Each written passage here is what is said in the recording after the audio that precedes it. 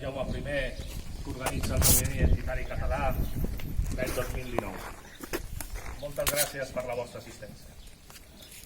Jaume I va néixer a Montpellier l'any 1208, fill de Pere el Catòlic i Maria de Montpellier. El seu pare, Pere el Catòlic, va perdre la vida l'any 1213 a la batalla de Moret. L'infant Jaume va ser lliurat a l'enemic Simó de Montfort, però el 1214 el papa Innocenci III va ordenar a Simó de Montfort de retornar al rei infant a les seves terres. Va ser enviat al castell de Montsó, on els cavallers templers l'educarien fins als 9 anys d'edat.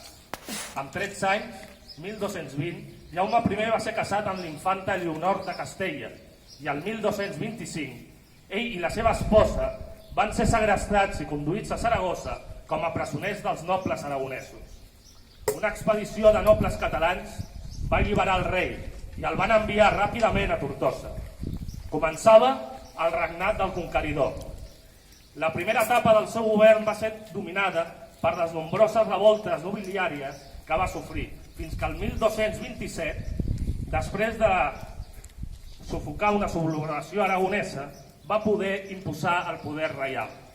El 1228, després d'aconseguir la separació amb Lleonor de Castella, Jaume I es va casar en Auramball d'Urgell, l'hereva del comtat d'Urgell, que posaria llavors l'Urgell en mans de Jaume I. Començava un període caracteritzat per les grans conquestes i el mes de setembre del 1229 va sortir del port de Salou l'exèrcit català que ocuparia primer la ciutat de Mallorca després d'un setge de 3 mesos. I el 31 de desembre del 1229, finalment, l'exèrcit de Catalunya es congrega en els terrenys de trencades muralles que envoltaven la ciutat de Palma i el rei Jaume encoratja les tropes per donar l'assalt definitiu. Els sarraïns no van poder evitar que les tropes catalanes s'escampessin per Palma de Mallorca. Llavors, Menorca va ser sotmesa el 1231 i Eivissa 1235. Un any abans, el rei Jaume, el 1234, es va casar amb Violant d'Hongria. La conquesta de València era l'autèntica obsessió per Jaume I. I la gran batalla va ser la del Puig del 15 d'agost del 1237, on l'exèrcit català es va enfrontar al gran exèrcit musulmà. És en aquest gran combat on va morir el comandant català, Bernat Guillem d'Entença.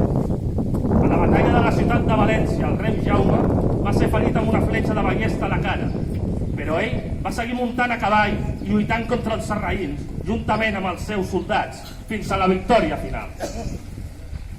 Finalment, l'exèrcit català, comandat pel rei Jaume, va entrar a València el 9 d'octubre del 1238. Més endavant, ja molt més tard, el 1266, l'exèrcit de Jaume I conqueria i feia fora els sarraïns de Múrcia, però aquesta ciutat va ser regalada al rei de Castella, Alfons el Savi. Tant València, Múrcia, com totes les Illes Balears, van ser repoblades per catalans, expulsant així els bàrbars musulmans. En els últims anys de la vida del conqueridor Jaume no van resultar gens fàcils. Va fracassar en el seu intent de promoure una croada a Terra Santa. Va haver de fer front a noves revoltes i també va fracassar en l'intent d'integrar el regne de Navarra a la corona d'Aragó. Al juliol, el dia 27 de 1276, amb 67 anys d'edat, va emmalaltir i va morir al Palau Reial de València.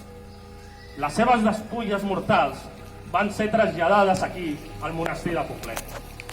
Com veiem, la tradició catalana té una preciosa tradició de deslliurança, que és l'expressió completa de civilització i humanisme. Seguint la llei natural, la nostra actuació va sortir fora del Principat per deslliurar els pobles sotmesos a l'opressió musulmana.